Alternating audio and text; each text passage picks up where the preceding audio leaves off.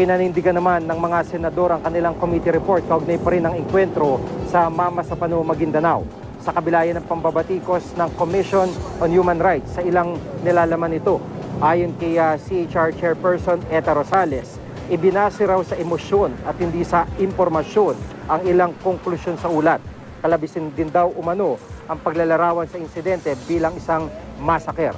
Depensa naman ni Senador Grace Poe, Chairman ng Senate Committee on Public Order and Dangerous Drugs, ang nilalaman ng ulat nila ay nagmula sa mga testimonya at dokumentong isinumite sa Senado.